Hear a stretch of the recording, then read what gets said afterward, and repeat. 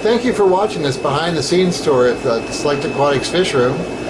In this video we'll cover all the different systems that make the room work, and I'll take you on a quick walk through here now. This is the section where Plico growouts are, and the Limunagra fasciata, some of the swords. When you have a species here, it's generally in 3 to 4 tanks at various places through the fish room so that I don't lose any. And we'll go ahead and look at all the various ways that things have been improved and added to over the years. There's about 120 tanks here, and filtration is of utmost importance, and to keep a lot of these rare live bears. And so I hope you enjoy the tour of the fish room. We'll go to the alcove here, is our last cooler area of the basement. And we have Cruz, who's working here today. Hey Cruz. And this is the cooler area where a lot of the rarer goodeids are kept. So following this will be a couple of plates that'll show you exactly what the fish room does here and what the fish room demands by what it needs. And we hope you enjoy it. If you've got any comments, please comment or write me at selectaquatics@gmail.com. Thank you very much.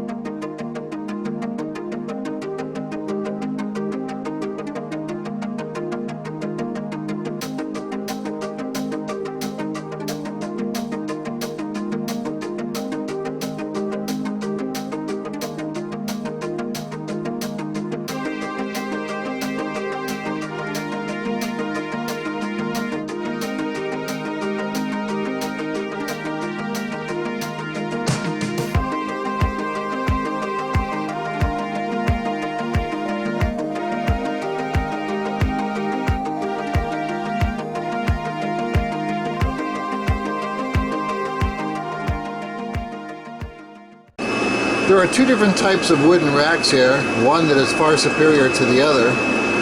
These are the newest ones, the ones I like the most.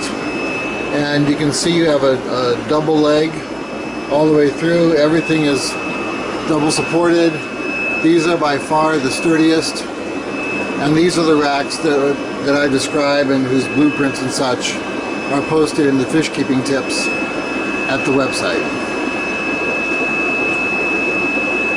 The other type of stand here is one that was very popular a few years back, and this stand here is only about 7 years old. And I learned a lot of lessons about this stand. This stand taught me quite a bit about building stands. This is one of those kinds of stands where you have the notching cut out so the pieces fit snugly into one another, and they were supposedly meant to be extra sturdy and also compact and yada yada yada. But after 6-7 years, there are still about 7 of these stands here, these racks here. There's 19 racks here, and I still have, like I say, 7 of these older style left. And the problem is that after a couple of years, they started leaning and leaning, such to the point that I had to put these cross beams in, and then I've got another piece of wood that hooks this sucker up to the ceiling, because this rack was at one point leaning almost 2 inches to the right. You can see here it's still off center a little bit. So one of my next down periods, when shipping is slow, I'm going to go ahead and replace this island rack with the new style type racks here. This is a group of racks that were just put in last month. So just a much better way to go. And also painting them first. Painting them is a big thing.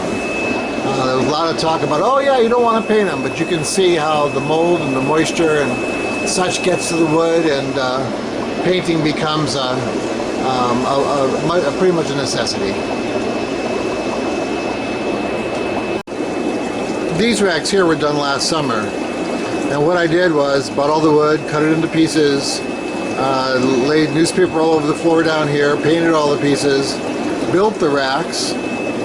I was able to get them squeezed right into this hallway here, get the rack all built and finished, so all it has to be done is to slide it into place. And then myself and a friend on a busy Saturday would go ahead and rack at a time pull down the tanks, pull down the inlets, the outlets, the drains, the fills, and take the old rack apart, slide it out, put the new one in, put all the tanks back in, reattach the drains and fills, and that would be it.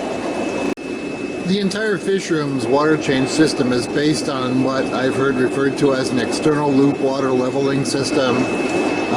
Any one of a number of things. I happened just to stumble across the idea about 15 years ago, and essentially all it is a PVC piece that forms an external loop, and water is in that loop. A siphon is started so that the water level in the tank stays even with the water level in the loop. You add more water to the tank, the water level in the loop goes up, and it drains out here to the drain that then goes down to the city drain. This top here has a little hole in it so that you don't develop a vacuum. If you were, for instance, to cover that hole and then start the siphon, the tank would just drain down to where the grate is there.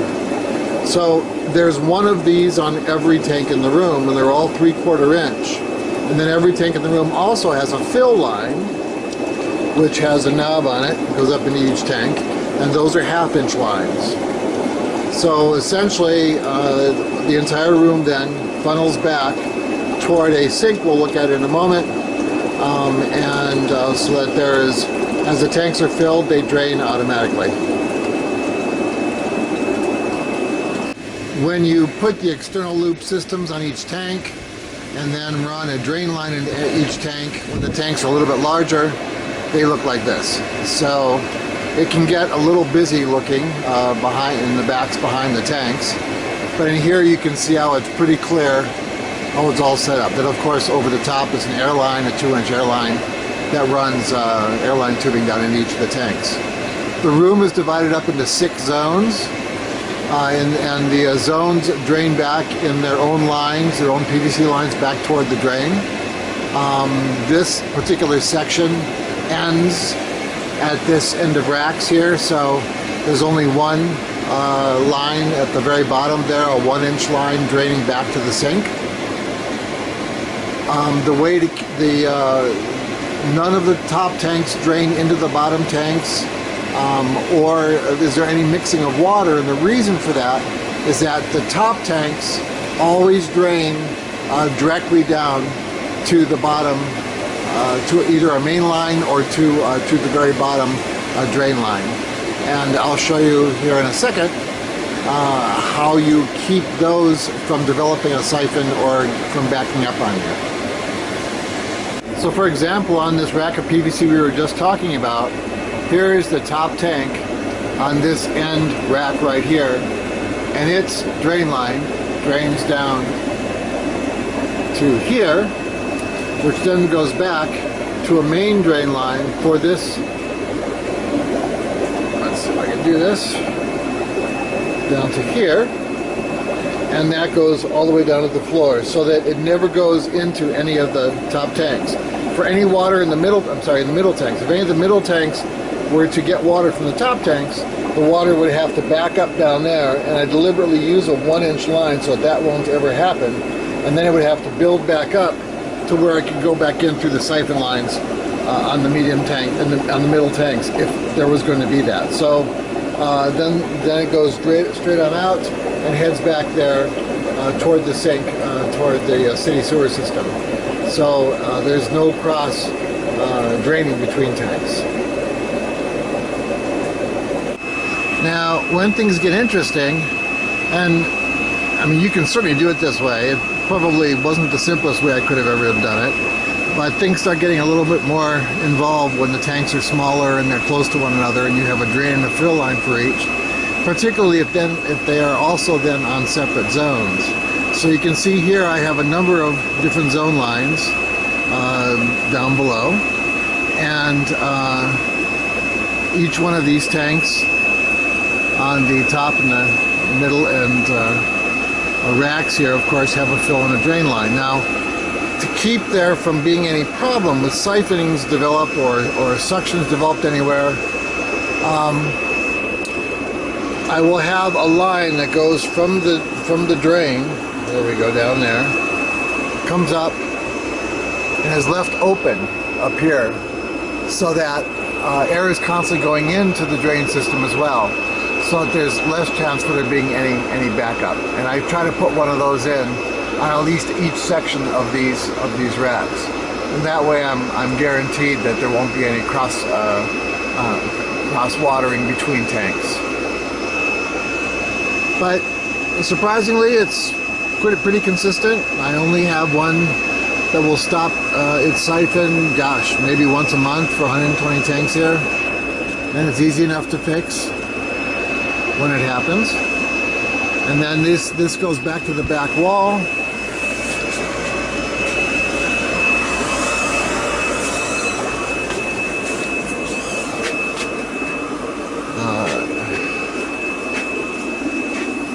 We'll talk more about this later. This is the master board for all the lights. We go back here, we have another row of tanks, their fittings, and then the lines follow. Everything comes together down here, and then they all go back to the sink in the city sewer system, back on the other side of the basement, through there.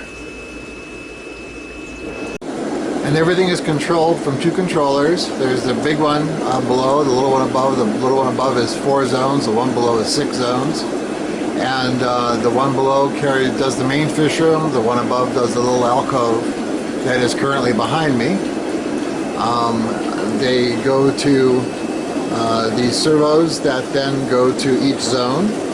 And then there is a master valve on the far left there.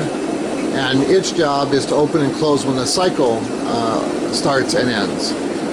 That's a real important thing to have, because that way if you have a valve break, you won't have chlorinated water running into your tank 24/7 until the next time you see it. This way it'll get turned off, and if there's water running, it'll be, well, it wouldn't be running at all. So it would just shut down, and you would see what's going on. Then of course these different lines here, these go to the alcove behind me, the lines going off to the room are back there. Everything is valved, so you can control the amount you want to have. Do everything. You've got a sink. The sink has a line running down below that goes to the city sewer system, and all's fine and dandy. Yeah, these controllers are just your standard Orbit controllers that you can get at any Home Depot for 30 to 70 bucks depending on the size. And the valves are your $12 valves as well from Home Depot. They've worked fine. I have had a couple of a couple of tragedies, which accounted for learning about the master valves in front. I am in the process of getting ready to replace them, as there's a number of buttons on both of these controllers that don't work anymore, that sort of thing. Because they've been going now for probably about 10 years. So, yeah, maybe longer than that, 14 years. So it's time to replace some of this, and this time around I'm probably going to go to a good irrigation supply house to get better quality equipment to start off. But these have done a fair job, and as far as expense goes, this is the best way to go. So anyway, when to first set them up, I ran drain lines from each of the aquariums into buckets, 5-gallon buckets, and then measured how much water was collected over a certain period of time. And then that allowed me to adjust the valves on the back of the tanks appropriately. The point being that I want to adjust the amount of water going into each tank so that I'm changing about 15% daily. So that worked out on the timers to be 8 to 11 minutes about, depending on the size of the tanks. 8 to 12 minutes in the various zones. So when a zone is going, all the 10s go in one zone, all of the 30s go in another, the larger tanks go in another, etc.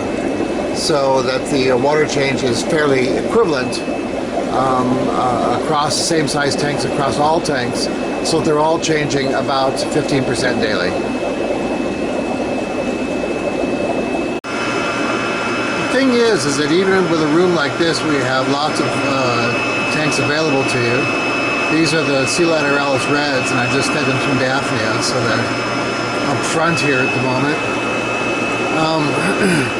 Is that some of them breed so slowly, or they breed with such difficulty at times that you can get their numbers, but it's just so slow. These guys, for instance, the females only breed for about 2 years, then they die the spring of their 3rd year. And the females will only have usually 1 spawn, maybe 2 in a season being from about February, or well, from about March or April, early April, until about October. And then when she has them, she's only going to have about 2 to 5 or 6 at a time. So it really takes a long time to build these guys up. And that's why it's been so difficult, meeting orders with them. But I'm adding more and more tanks. I have these 3 of breeders going, and then I have 2 10s going behind me that each have about 25 fry in them. So I'm hoping to get out of that a number of breeding pairs, and I'll continue to add another. I plan on adding 2 or 3 more 30s of adults, and that will probably get my numbers up to where I should be able to have them available on a regular basis.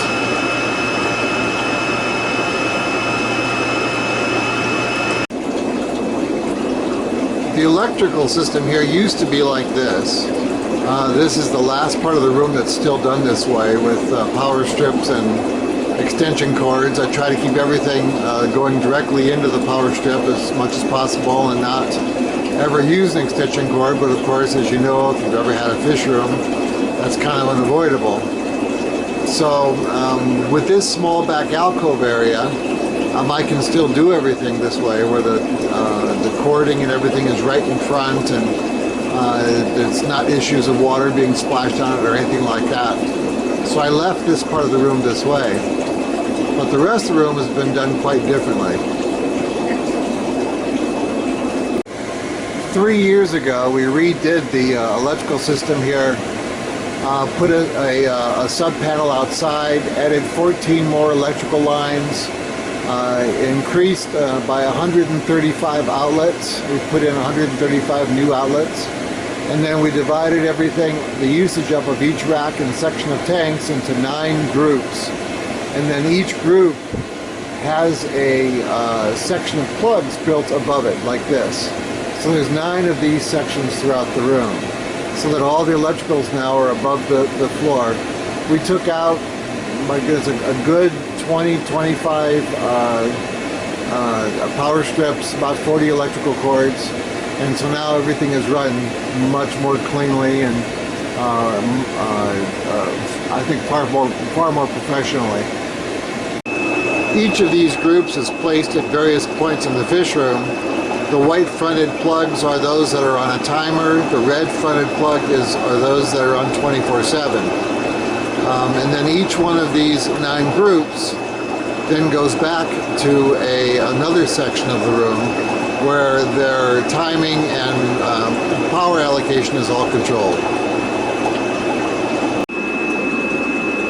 2 of the sections are on 24/7. 7 of them are on control timers. So all the white fronted plugs are controlled from here in the 7 sections that have light control timers. And then they go up into the main box. We put about 700 feet of a Remax cable in to make this all come about.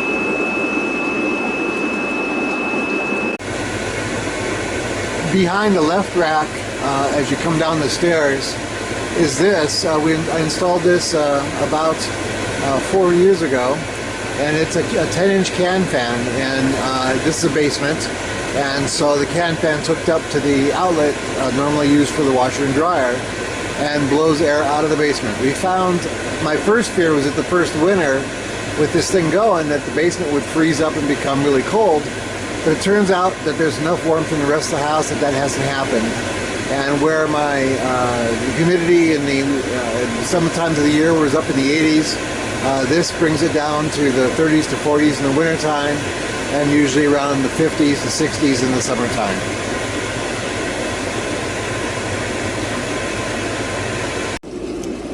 One of the things I can do here is, with the number of plecos that I'm breeding, every once in a while you'll see a mutation that has extremely long finnage or gray color or whatever. And I've been working on developing an all-white line of plecos with pink eyes now for about 6 years.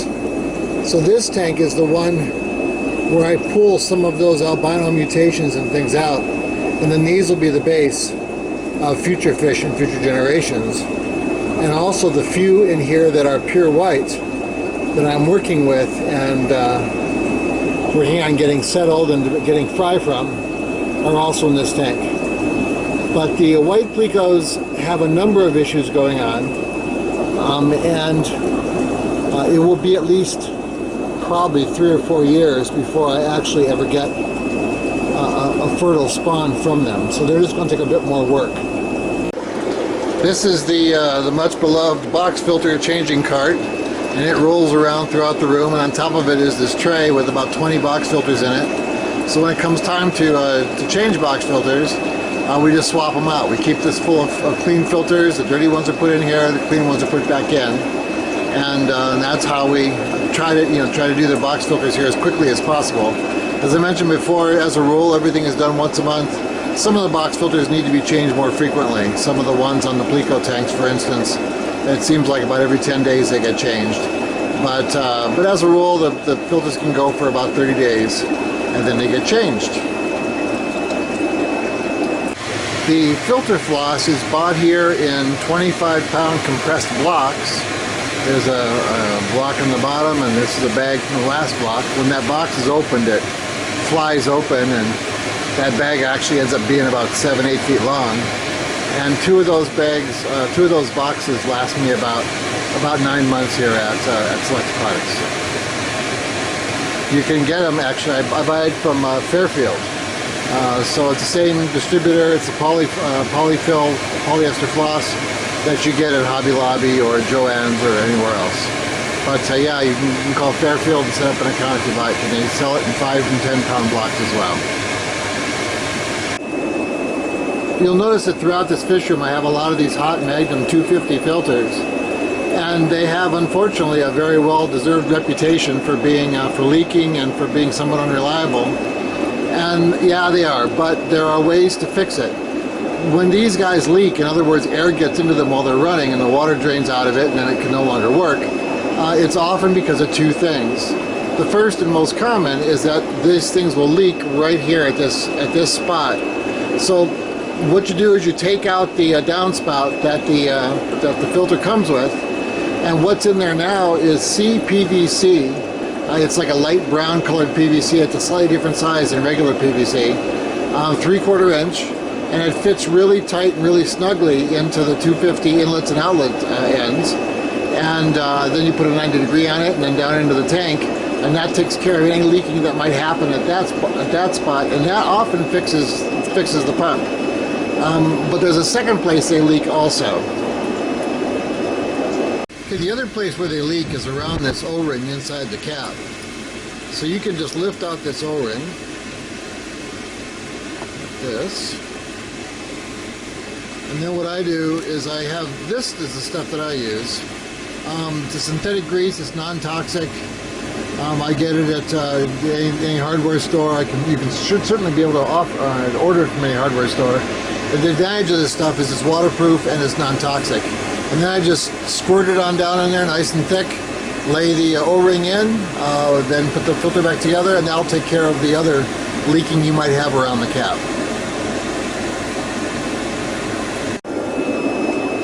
This is a group of canister filters that was changed.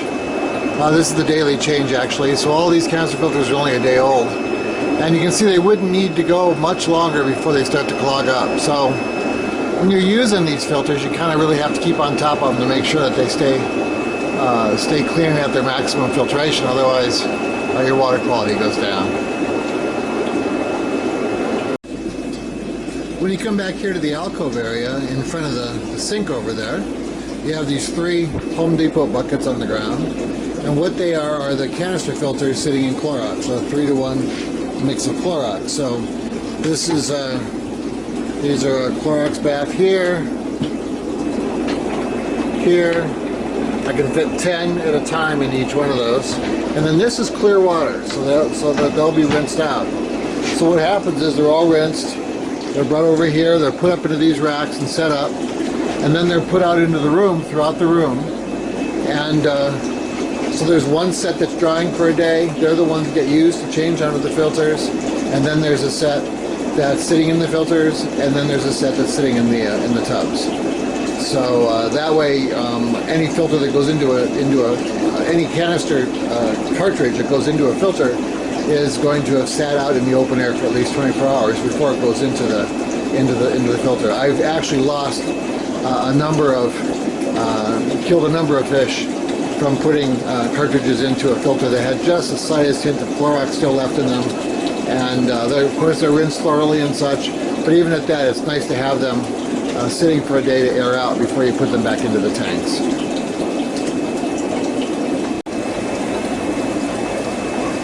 Thank you for watching the video here on the tour of the Select Aquatics fish room. These are the Alvarezzi Golds, and this is the main brooder tank at this point. I'm slowly bringing them back up. Got another couple of 10s going, and I hope to have them available for sale again in about 6 months. But if you just want to make some comments on the video or contact me for any reason, just write me at selectaquatics@gmail.com and I'll get right back to you. Thank you.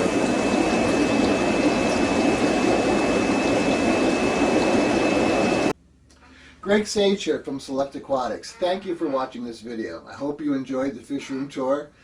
This is actually the first of a long series of videos that I've been working on for a number of months. The next one is going to be 3 videos posted in about 2 weeks on the entire breeding process on how to exactly breed the Odessa barbs, taking you through a breeding cycle until they're about 6 weeks old. Following that are going to be a number of videos on each of the species here and various topics.